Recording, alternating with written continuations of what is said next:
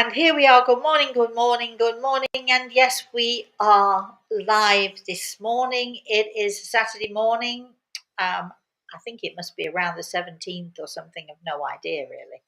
Um, but anyway, of November. Can you believe we're halfway through November? And I'm sure that there are many of you, just like me, who are starting to look at Christmas and Christmas gifts and all of that stuff. Anyway, before we begin, first of all, let me just say I'd like to say good morning to my spirit guide, Grey Eagle, who is standing, of course, to my right side, as always. I'd like to say good morning to Chris. Good morning, Chris. Good morning, Rosemary. And where are you this fine morning? I am still in Maryland at my youngest son's house. Oh, right. Okay. What's the weather like? 31 degrees with a sprinkling of snow.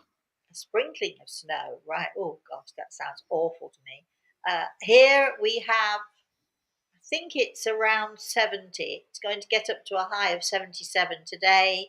When I got up this morning, it was in the sort of early 60s, freezing cold here. I know everyone. It's not like it's 30 something.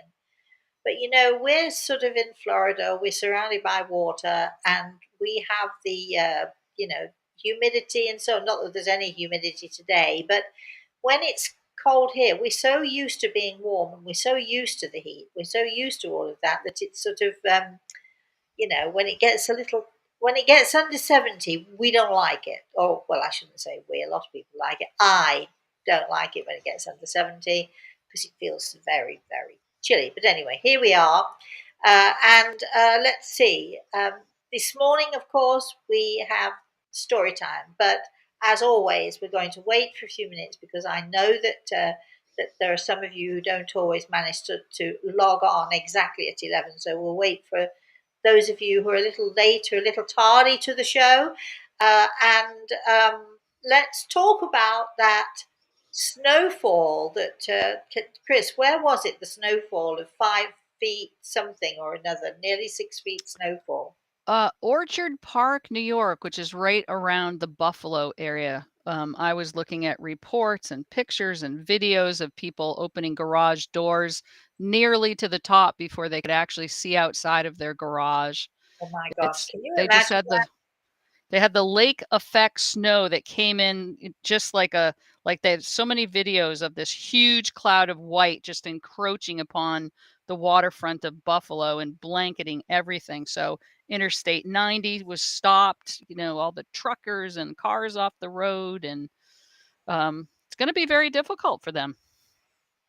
Well, yes, but looking at the bright side, all right, let's look at the bright side of it.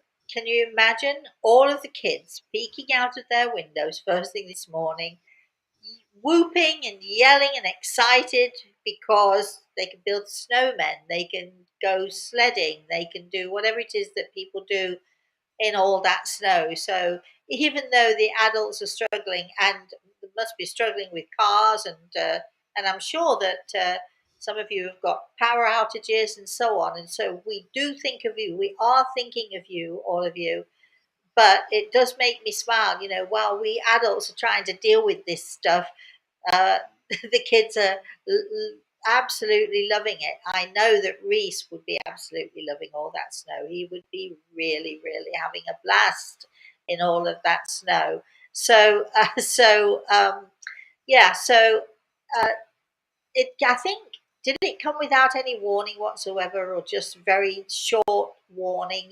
1 minute everybody's okay, it's getting colder. Yes, yes, yes, it is. But then to wake up and not be able to open your garage door, to have a big wall of snow that you're facing. I mean, a lot of people must have their windows blocked with snow. And can you imagine many people are standing there, or probably not even being able to stand there because the snow is taller or higher than they are. So it's hard to imagine. For people who've never seen snow, it's hard to imagine. There's so many people who live in Florida and who live in warm countries who have never actually seen snow. So to imagine a big giant wall, 5, 6 foot wall of snow and snowbanks is impossible for them. all I can tell you is, for those of you who've never seen snow, it looks really pretty. I love to look out of the window and see the snow falling. Not so much going out in the snow because it's really cold. In England, the snow is very wet. Here in the States, certainly in Vermont and certainly in some states, the snow is actually very different. It's very dry. So you don't get that same damp, chilly feeling with it as you might with wet snow, but nevertheless, snow of any kind is not for me. I like to look at it. I like to watch movies where there's snow. I love to see pictures of the snow. Yes, I love all of that stuff, but no, those are the moments when I just want to sit by a fire with a hot chocolate or actually better still, a hot toddy made with brandy. Hot toddies made with whiskey are also good. Yes, yes. I'll have to give you all my recipe for hot toddy. It's very simple and easy. It's in my cookbook. Anyway, Chris, who have we got today? Is there anybody there? Yeah, we still have people logging on. I know sometimes people have difficulty that the notification, even though they've clicked the bell to be notified, it sometimes waits 5 minutes before it notifies them Oh, we're really? live. Yeah. But Oh, Gary's on saying good morning. good morning. Is it snowing there, Gary? And then Ooh, Barb is writing in from Illinois saying it's very cold there as well. right, right. All right. Well, let's leave it for a little bit longer then. So let me see. What do I have to tell you all? But how about I begin moaning and complaining about my insurance company, who are not calling me, not responding, no matter how many times I call them and say I need to speak to somebody, everybody's avoiding me. I wonder why that is. If anybody knows what to do to deal with insurance companies who don't want to deal with you because they don't want to pay you the money that is owed and so on and so forth, if anybody knows of a good thing to be able to do to deal with insurance companies. Now in England, I know what all you Brits would say. You'd say, "Oh, well, you need to call the ombudsman." But here in America, when we talk about ombudsmen, nobody knows what we're talking about because they don't have them here. A friend of mine said, "Well, you're just going to have to go to a lawyer." Yes, well, that's all very well and good, but I'm going to have to pay the lawyer. And I've been that route before. You're going to have to pay the lawyer thousands of dollars at the end of the day to get what? To get what you were entitled to in the first place.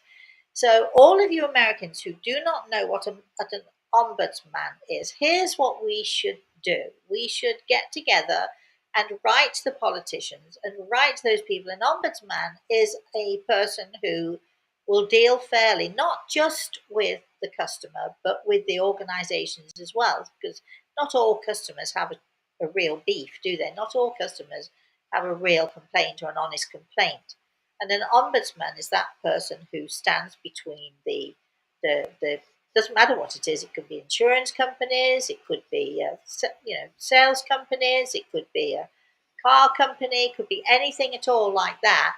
And they stand between those people and the customer, and they listen fairly and make their judgments fairly on on what should happen. And the good news is you're not having to pay hundreds or thousands of dollars. Who can afford that? Who in this world, except the very rich, can afford to go to the lawyer and say, "Yeah, I need to set you on my insurance people"? Or so in England we have the ombudsman who deals very fairly, and I think in America, not that I'm an American, you understand, but I'm looking to all of you who are Americans who are listening, and can we do something about perhaps suggesting and maybe even perhaps forcing the government into recognizing that there are people who cannot afford to go to lawyers and there are people who cannot afford to do different things, and they need a place to go where they can get help without being ripped off by the lawyers as well as the insurance companies. They need a place to go where someone can represent them and help them to deal with all of this stuff. If you know of someone who does that, I'm in the market for someone like that. Just letting you all know that. So we started off with a moan and complaint, but we're not. We're now moving on from all moans and all complaints and all of that stuff. And what else shall we talk about? So I am almost finished. Well, I'm halfway up a sleeve I've finished the back and the front of my darling boy's sweater. It's exactly the same colour as his puppy, believe it or not. He wanted an Apache sweater so that when he wears the sweater and he holds the puppy, you won't be able to see, you really won't be able to tell the difference. You won't be able to see that he's holding a dog, and he thinks that's really funny. Plus, the pattern that I'm doing for him sort of looks kind of curly, just like the dog itself. Do I have better things to do than knit an Apache sweater? Of course I don't. This is my grandson. We're all getting ready for Christmas. I know that Thanksgiving is, in America, certainly Thanksgiving is this Thursday coming. And everyone's getting ready for Thanksgiving, and everybody's getting food. And some people, I think Chris is having an early Thanksgiving tomorrow with her family. And so everybody's celebrating Thanksgiving. Now, I tell people that I don't celebrate Thanksgiving. I'm not an American, and what I celebrate, people think, oh, why don't you do it? And in fact, somebody said to me recently, yeah, what's with that? Why don't you celebrate Thanksgiving? But we celebrate the harvest. We in England, we in the UK, we celebrate the harvest. We have what we call the Harvest Festival, which is somewhere between the end of September or into October, and we use that time to sort of gather food together. We make food parcels for the elderly. We make food parcels for if you're with a particular church, the church gathers and everybody puts in. We put canned foods and so on, and fresh vegetables, of course. It is the harvest, obviously. Usually root vegetables, and we make up parcels and we send them to the elderly, and we send them to those people that we know in the particular parish who are struggling.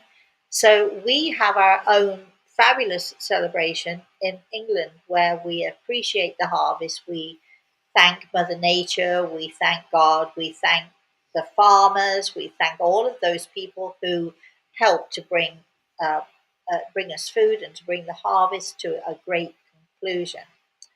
All right, Chris, how are we doing? I think we're good, Rosemary. I think you could start your story. Okay. Well, first, before I start my story, anyone else got anything to say there? Any comments? Anything going on there? Gary answered you to say there's no snow there. Annika says in the Netherlands we have an ombudsman too. Yay. Lorraine says it's a good Saturday for a story time morning.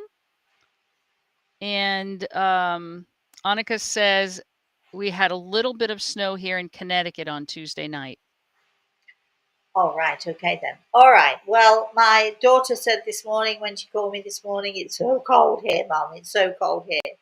And I am getting sort of in my head, I'm getting prepared for Christmas. I'm getting prepared for, going to New York and being in the cold, really, really cold weather rather than in the lovely warm Florida weather that we have here.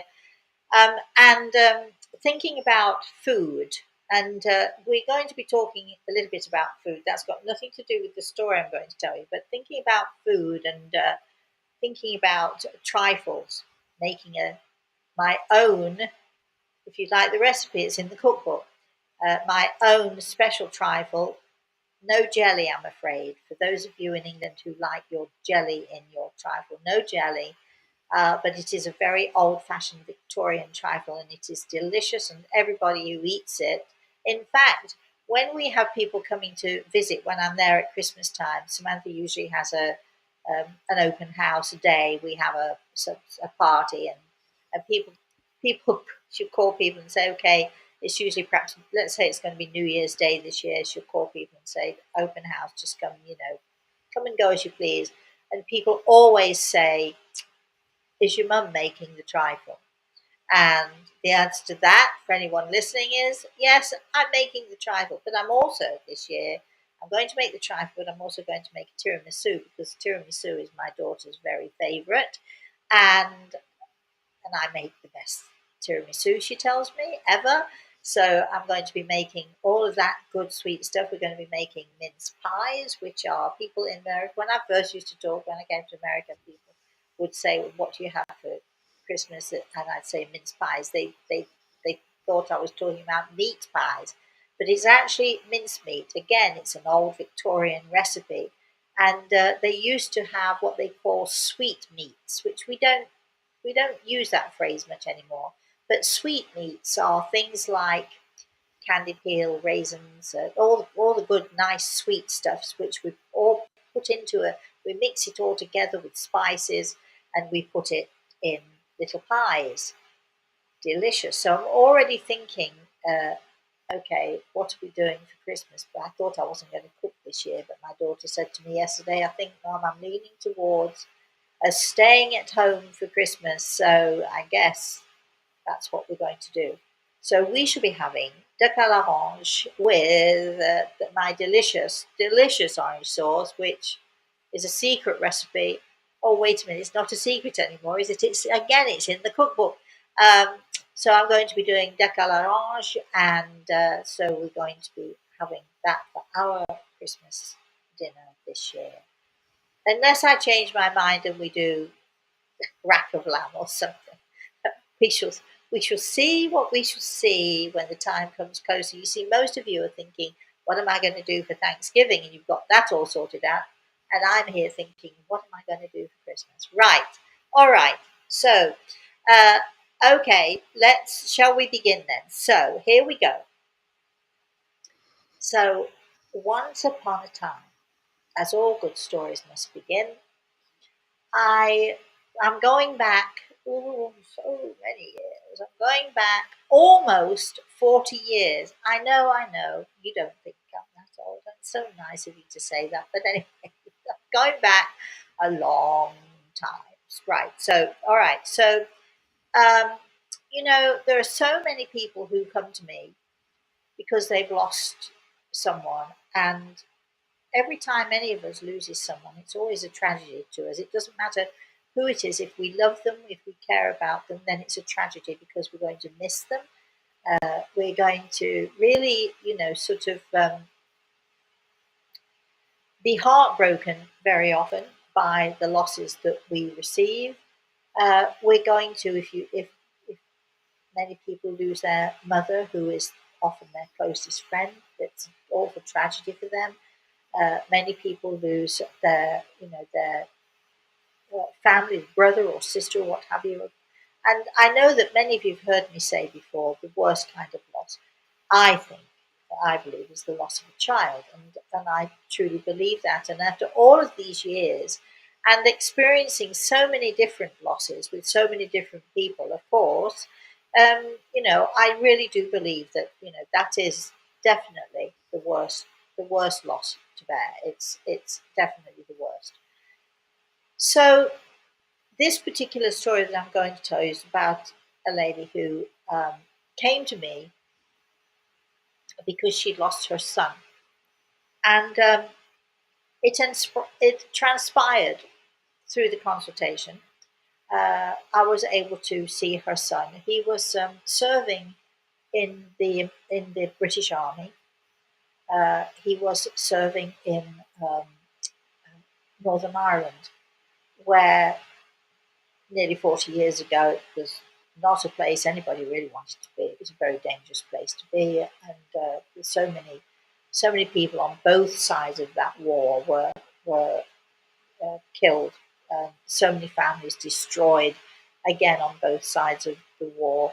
Anyway, so she worried. Of course, her son had joined the army and he had been posted in Northern Ireland, and she had worried about him as any mother would in a war zone. Stray bullets, whatever.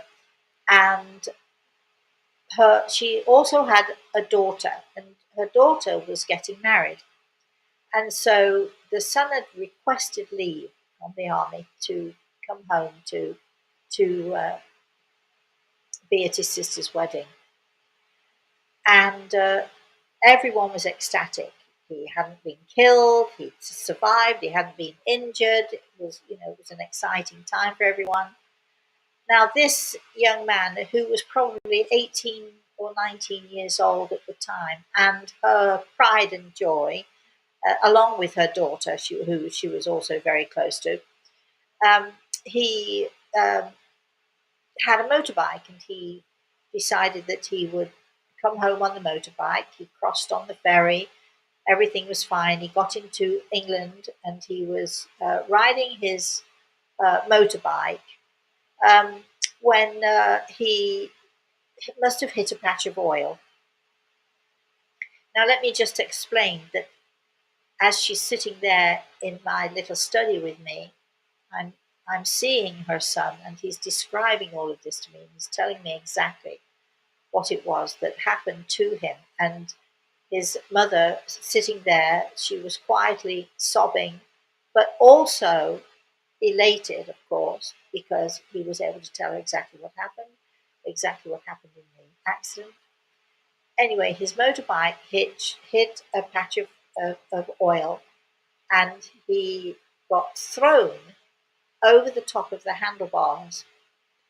He would have been fine had it not been for the fact that he was thrown into a ditch, and piled high in the ditch was a huge pile of logs that crossed over the ditch. He landed in the ditch. His motorbike hit the logs. The logs tumbled and hit him in the neck, and broke his neck. A horrible story, right? You don't like this story. I don't like this story either, but still, this was what he was telling his mother, and she was just full of questions naturally. And we took our time about it. I remember holding her hands and talking to her about this and telling her that it was okay, that he was safe. Um, but as I was doing this and I was telling this story, out of the corner of my eye, I glimpsed another boy, a little younger, and Gregor explained to me this child was passed in what we called then a cot death. He was only a baby. He was 8 or 9 months old, and they woke up one morning and he was gone. Now that did happen fairly often. It wasn't an unusual thing to happen. But this too was another son of hers. And as I began to talk about this to her, she began to sob again. And she was explaining to me, yes, he was just a baby, and and we just woke one morning, and nobody was able to tell them what had happened. Nobody was able to tell them what had happened to the baby. He just apparently stopped breathing. So there I am now. I'm with one son who is full grown, an army man, but describing how he passed on his motorbike. And now I have another boy who has grown since then. So I'm not seeing a baby. I'm told that he was a baby when he passed, but I'm not seeing a baby. But so now I'm talking to these two boys.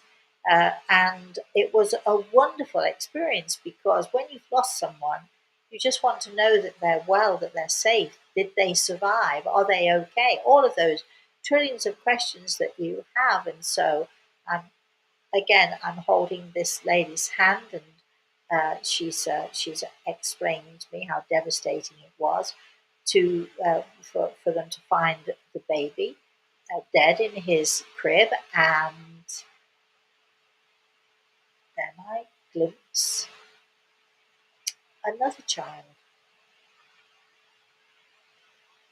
and Gregor puts his hand on my shoulder, even as he's putting his hand on my shoulder now, because even though it's nearly 40 years ago, I remember as clear as if it were yesterday the grief of a mother who had lost 3 children, 3 boys.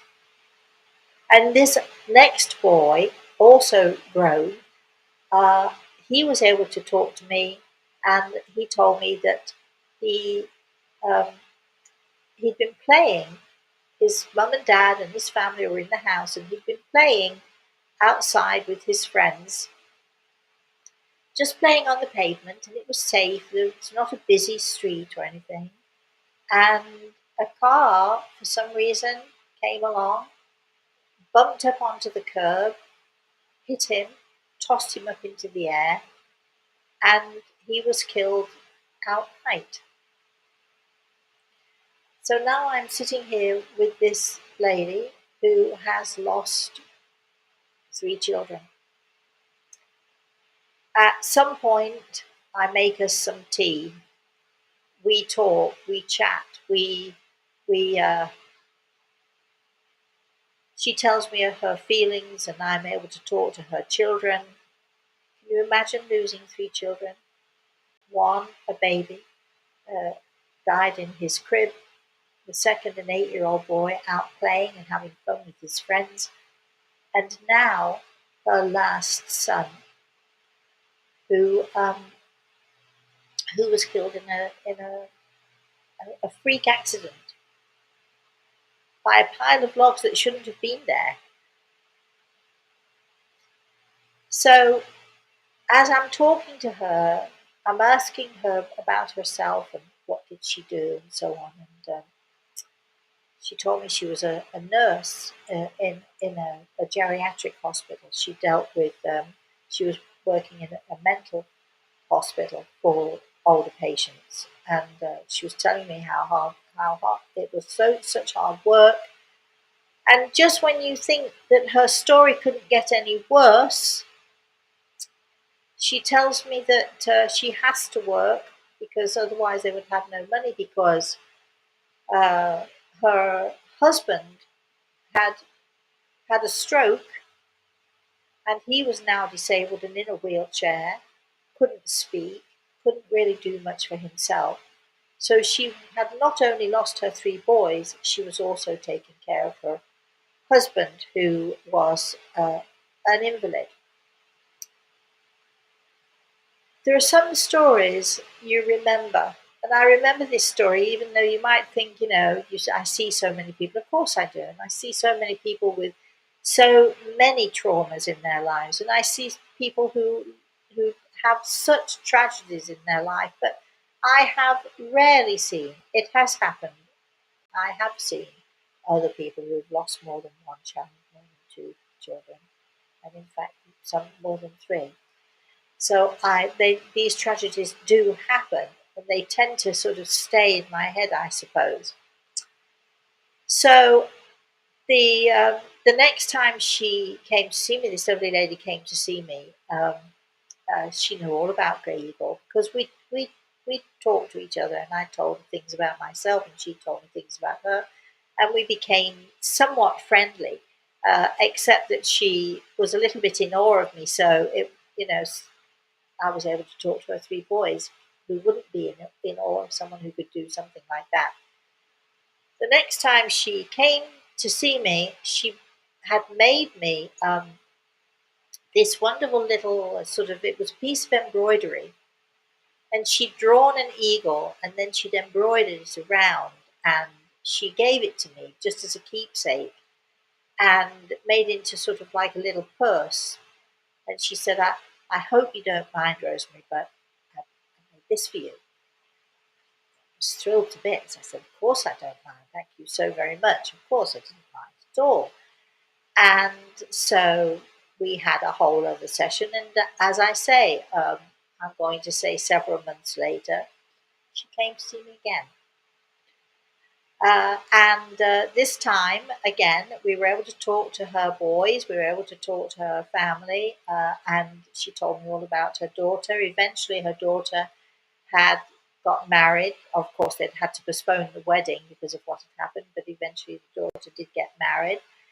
And her daughter was lovely, her daughter was beautiful, but now, out of 4 children, she had the one daughter left.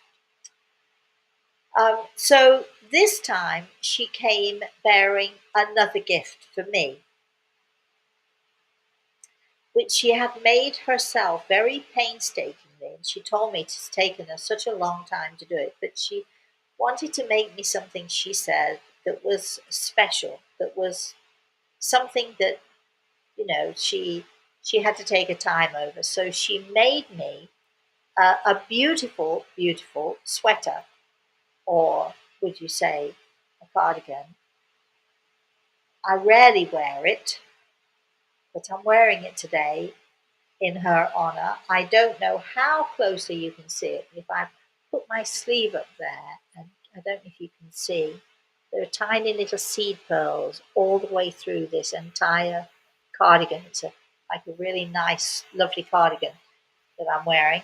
Um, it's diamond shaped, and on each point of the diamond, she somehow knitted in a seed pearl. And as I say, I rarely wear it because it's something that is very special to me. But can you believe, after nearly 40 years, this thing is still as perfect? I'm trying to get the collar out. This thing is as perfect and as beautiful as when she gave it to me. You would think after whatever 40 years nearly that there'd be moth holes or there'd be little holes here and there, but it's absolutely perfect. It's exactly as she made it for me. And every time I see it hanging in my closet and every time I wear it, I think of this woman who had suffered so much tragedy, losing 3 children. It's got to be unbelievably painful. Dealing with a husband who is completely disabled, working in a psychiatric geriatric hospital. It's got she's got to be tough, right? She's got to be very strong to be able to do that, and still has time to make something special for someone who she feels is special. I don't know where she is, no idea. I know the town that she used to live in, which was the town of uh, well, somewhere in the northeast of England. If she's watching or if her daughter's watching, they'll know. And I just, when I saw the sweater uh, this morning, I thought I have to tell this lady's story. I have to let her know, or not necessarily her, but I have to let people know. People have borne such awful tragedies. I have to let all of you who have been to see me, I have to let you all know that you are not forgotten. I might not remember your name and I might not remember where you live, but the stories I remember and I keep them close to my heart. And I just wanted to, when I saw this sweater, I thought, it's time that I told this story because this woman who perhaps even as I'm speaking, is maybe listening from the spirit world. But maybe her daughter is listening. Maybe her daughter knows, uh, no matter the pain and the heartache that we go through, we are never, any of us, we're never alone, and we are certainly never forgotten. The end. There you go. All right. Yeah. I don't suppose any of you expected that story. Can Well, you believe this thing is 40 years old? You can't really see it properly, but it's remarkable. It's like a fine mohair with little tiny seed pearls all over it. And she made it herself with love. it's Anyway, so elegant and beautiful, Rosemary. yeah, I like it. I like it a lot, but I don't like to wear it too much because I never actually ever want to wear it out. You know what I mean? I never, because it's more than just a sweater, if that makes any sense to anybody. It's more than just a sweater. Anyway, that's it. So, all right, let's have the. Let's hopefully there are people in the chat room. Hopefully we've got some comments and questions. So let's go there, shall we? Well, Tracy commented, how sad but lovely that she got the message from them that she needed. I think so. Yes, and I And think we, more than just getting a message. I think that when people come to see a medium, such as myself, and I can't speak for any other mediums, I can't speak for anyone else who does this stuff. But when people come to see me, I like to think that not only do they connect with their loved ones in the spirit world, I mean, that in itself is huge. I also like to think that perhaps they're being inspired, but most importantly, I think, I like to think that they have somehow received the courage with the knowledge that their loved ones are still around, with the knowledge that their loved ones are definitely watching them, watching over them, and so on. I like to think that what we do is to help people to find the courage to continue with their lives and continue on with their lives and to make the most and the best of what they have. Leslie says, it's weird that I noticed your sweater before you started telling this story, and I don't usually notice what people wear. Well, as I've said, I don't think you can quite get the beauty of it. It is really something very special. Uh, and she's done it so painstakingly. I pride myself on my knitting, let me tell you, because I am precise and exact. And most people, in fact, I remember having a little bit of an argument with my son in law who refuses, I think maybe even that, except he's watched me knitting now, so he can't argue, but refused to believe that I'd knitted my grandson's shawl. And don't be ridiculous, of course, no, you didn't. And no, that's too even, it's too perfect. So I do like to consider myself one of those people who makes great sweaters. If I'm going to do something, I like my cooking. If I'm going to do it, I like to do it the best I can. But this is like, gosh, what an expert. Very painstaking. And every stitch she knitted and every pearl she put in place, it's like wearing lots of kisses on me all the time. It's just very special. That's a nice visualization, wearing lots of kisses. Yeah. We're waiting for people to write into the chat room, Rosemary. Okay. Well, if we're done and nobody's going to write into the chat room and nobody has any comments, then I think we should take an early break. What do you think, Chris? And because this show is not just about me talking and telling you and entertaining you all. It's a show of participation. We have to participate in this, with each other. We've definitely got to participate, and we've definitely got to join with each other in sharing this story time. So I do appreciate everybody. If you've nothing else to say, did I stun you maybe with my story? Have I made you think? Have I sort of, what have I done? Have I made you dumbstruck? Is that what's going on? But also, and I do love you, Greg and I. We do love you, and we love the fact that you're groupies, and we love the fact that you join us, and we love the fact that you join in.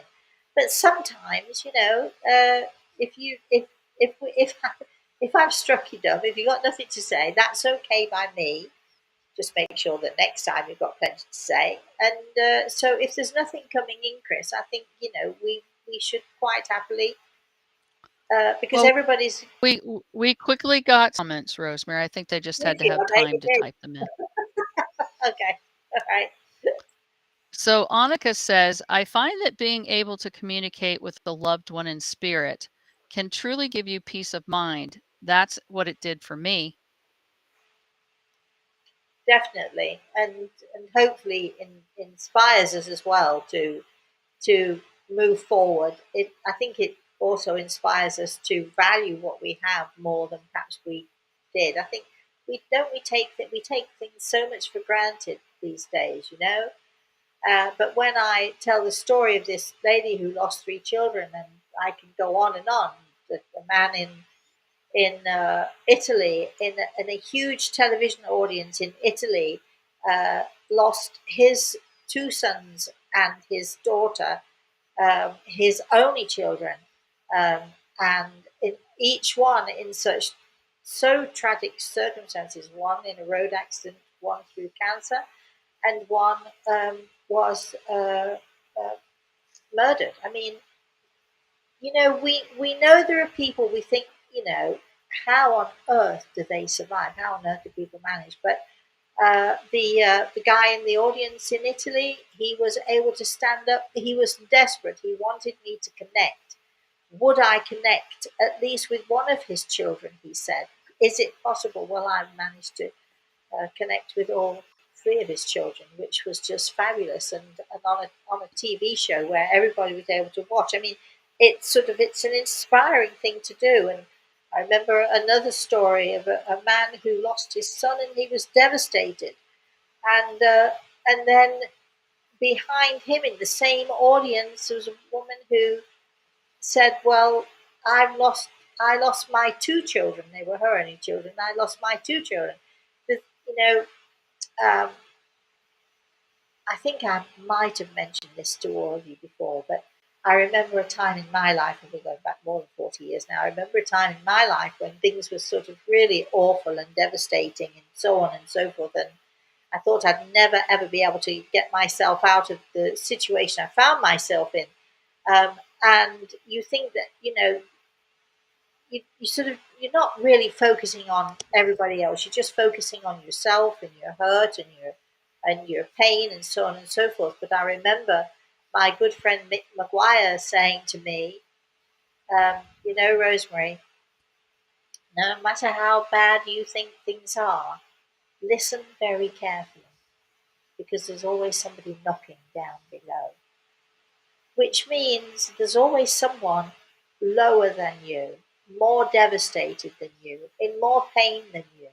Listen very carefully, because there's always somebody worse off than you, on sort of lower on that devastation ladder that we sometimes get ourselves onto, uh, lower in more pain, more heartache, and so on. And it is so true that no matter what we're going through, and even for those people who have lost a child, two children, three children, five children, even then, losing the children, you can always, if you listen really carefully, you wouldn't think, would you, that you could find worse.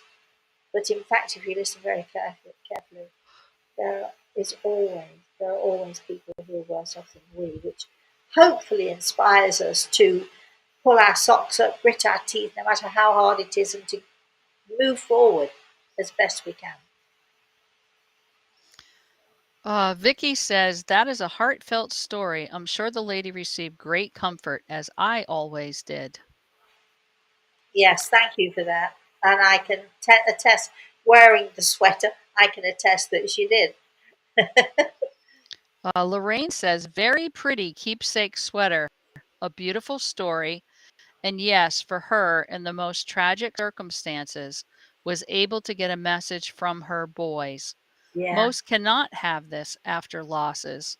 I would imagine it brought her joy and calmness, and she gained strength to deal with her husband's illness. God bless her and you. I might not have told you the worst of that story, but mentioning the husband, they did not have a good relationship. They stayed together for the children, but he was a very aggressive man, a bit of a bully, and and for her then to have to take care of him. I mean, boy, oh boy, that. I mean, it just gets worse and worse, doesn't it? Anyway, she had, when she would come and see me, she would always have a smile on her face. She would always give me a hug. She was always kind and gentle. And I know that she was a fantastic nurse and took care of her patients really, really beautifully, really well. So, is there anything else, Chris? Yes, our big fan Judith is back after her surgery. She's Hi, darling. typing she's typing with one hand. Well, good. But you survived, right, Judith? Right? You came out of it okay. Whew. Thank goodness for that. Mark says anything you share is always a lesson for us. Well, thank you, Mark. It's a lesson for me too, remember. I'm learning and growing, and every time I tell these stories, this particular story this morning, I can go back to when I was in my 20s to tell that story. Uh, you know, Gosh, can you imagine? Late 20s, early 30s or something. And, you know, when every time you remember it and every time you tell the story and every time I feel this sweater on me, I have a different memory comes forward and more inspiration than you can imagine. Uh, these people who go through such pain, such trauma. I know I'm the superstar, right? I'm the one who gives the messages. I'm the one who, is that wonderful person, blah blah, who brings people together. But actually, I'm the one who gets the most out of all of this too. So so to see the strength and the determination of families who come together in these situations to be a part of that in some small way, it's just such a gift to me, such a gift. Vicky says, I'm a tad silent as it made me think how trifling my present issues were as compared to hers. Well, yes, and if someone, this is what how I like to think of it, my darling. If someone can go through such heartache, such tragedy, again and again and again, losing three children has got to be such devastation. But I'm thinking about the policeman in New York that I spoke to a few years ago. It's probably an oh God, policeman now, and his I met him in a group called well, I can't remember what it was called, but it was a support group for parents who had lost their kids. I was in New York City and I was invited to go to someone's home to speak to these parents. It was the most marvelous evening. It was an amazing evening. The people who hosted it were amazing. And there were so many parents there who'd lost their kids, but there was a policeman there, and I think he was either an ex policeman, I can't even say it again, or somewhat retiring. And his daughter came through from the spirit world. And unbeknown to me, I just was invited to this house. There were all these people there. I didn't know any of them. Uh, I got to know them fairly quickly, as you can imagine. But his daughter had been murdered. And for a policeman, that's got to be really something, right? And then he called me after I met him on this particular evening, and his son uh, was dying of AIDS, and he asked me, could I talk to his son? Would I be able to talk to his son? Because they were apparently a very Catholic family, brought up very Catholic, and the son believed that the things that he had done, obviously a, a, as a homosexual, he believed that he was going to hell, and here he was, and he was dying of AIDS. And in those days, whatever that 20 years ago, dying of AIDS, that there you don't hear of it anymore, do you? Thank goodness. But in those days, so many people were dying of AIDS, so many people were just dying of this disease, so many people have been turned away from their families, from their homes. This wonderful policeman was taking care of his son, who was sort of in his late teens or early 20s, if I remember. And he asked me, Rosemary, could you have a conversation with him and tell him your beliefs? Because, as I say, being Catholic, this boy really believed he was going to hell, and he was terrified. He was absolutely terrified that he was going to go into the fires of hell because of the awful stuff that he'd supposedly done. And I remember one Saturday afternoon, and I was at a friend's house, and I remember having a conversation with this young man on the phone. We talked for a long, long time. And at first, he was crying, he was sobbing, he told me all of the things he thought, the terrible things that he thought he'd done that would be punished by God. He told me why he thought that he was going to hell, and I was able to listen to him first of all, which was important. Then I was able to talk to him and tell him of my beliefs, because you know I don't believe in the hell and heaven sort of thing. I have a uh, very different idea of that. And I was able to finally calm him and then to reassure him. And then I remember he passed about 2 or 3 days after that, and his father called me to thank me because I was able to give his son the peace and the assurance that God was waiting for him, and he was able to pass with that wonderful peace. I mean, I see so many people in so many different circumstances, um, and I feel so blessed to be able to do this. But when I think about that policeman, and now he's lost his two children, his two only children, one very tragically through murder, one very tragically through AIDS, and the strength of this man and the courage of this man to be able to help his son, to be able to deal with the death of his daughter. I mean, these are the people who are the heroes. These are the people who give me the courage to go on and on and on with my life. Chris, anything else going on there? Lorraine says, no better gift to be able to connect with your loved ones in spirit. Dee says, this story shows that one never knows who is watching over you from the afterlife. Sometimes people you never dreamed are there. You were more significant to them in ways you did not realize. Right. I agree. I agree. Let's Anything else, Chris? see. Dana says, if we're living many lives at once, all in the now, when someone passes from this life, do they then become aware of many bloodline relatives? I.e., my mom passed. Is she aware now of all of her children from all incarnations? Yes. I I have a neighbor who just came knocking at my door. So I'm actually going to call time out now because I know she's leaving.